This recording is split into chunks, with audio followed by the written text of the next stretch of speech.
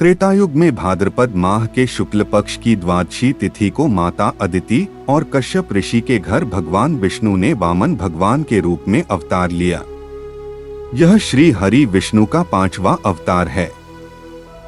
भगवान विष्णु का यह अवतार मनोकामनाएं पूरी करने वाला, संतान सुख देने वाला, शारीरिक और मानसिक पीड़ाओं को हरने वाला है। वामन भगवान के जन्मोत्सव को वामन जयंती के रूप में मनाया जाता है। इस दिन वामन भगवान की पूजा करने के लिए उनकी मिट्टी या किसी धातु की मूर्ति बनाई जाती है और व्रत रखा जाता है।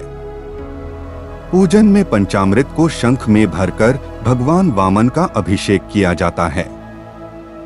शाम को पूजा करने के बाद व्रत की कथा पढ़ते और सुनते हुए व्रत पूर्ण होता है। इस दिन छोटे बच्चे को भगवान वामन का रूप मानकर खाना खिलाने का विधान भी है। इस दिन चावल, दही, तिल, घी, पीले वस्त्र और मिश्री के दान का विशेष महत्व है। त्रेतायुग में भगवान विष्णु के जितने भी अवतार हुए उसमें भगवान विष्णु पहली बार मनुष्य रूप में आए थे। प्रिय दोस्तों, इस कहानी को शुरू करने से पहले मैं आपसे अनुरोध करना चाहूँगा, अगर आपने अभी तक मेरे चैनल को सब्सक्राइब नहीं किया है तो कृपया मेरे चैनल को सब्सक्राइब करें और घंटी वाला बटन दबाएं।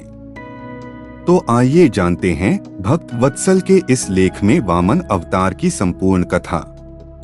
राजा बलि का अहंकार नष्ट करने हुआ वामन अवतार भगवान के परम भक्त प्रहलाद जी के वंश में जन्म लेने वाले परम प्रतापी असुर राजा बलि ने देवताओं को हराकर स्वर्गलोक पर अधिकार कर लिया था। बलि से परास्त होकर देवता श्री हरि विष्णु की शरण में पहुँचे।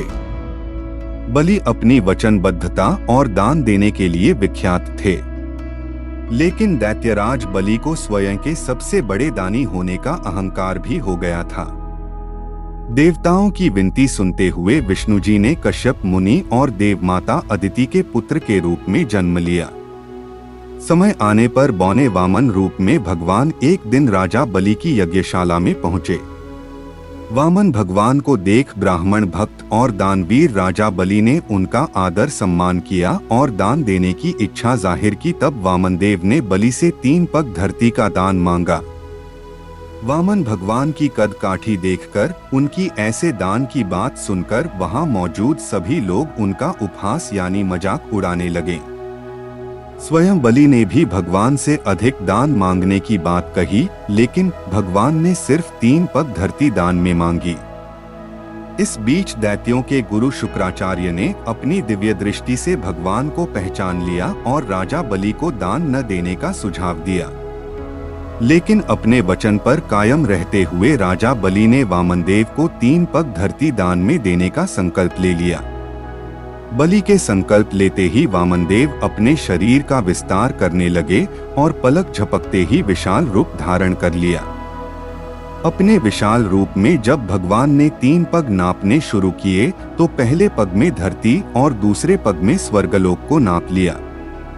इसके बाद जब वामन भगवान को संसार में तीसरा पैर रखने के लिए जगह नहीं मिली तो उन्होंने बलि की तरफ देखा और कहा कि 3 पग का संकल्प है और फिलहाल 1 पग धरना बाकी है। ऐसे में अपने वचन को निभाने के लिए महादानी राजा बलि ने भगवान का तीसरा पैर अपने सिर पर रखवाकर वचन पूरा करने की बात कही। वामन भगवान के पैर रखते ही बलि पाताल लोक पहुंच गया। भगवान बलि की दानवीरता से बहुत प्रसन्न हुए और उसे पाताल लोक का राजा बना दिया। इस तरह भगवान ने एक बौने ब्राह्मण के रूप में एक हाथ में छाता और दूसरे में लकड़ी लेकर बलि का अहंकार नष्ट कर उसका उद्धार किया। तो दोस्तों, अगर आपको यह वीडियो पसंद आया तो कृपया मेरे चैनल को सब्सक्राइब करें और अपने दोस्तों के साथ शेयर करें। धन्यवाद।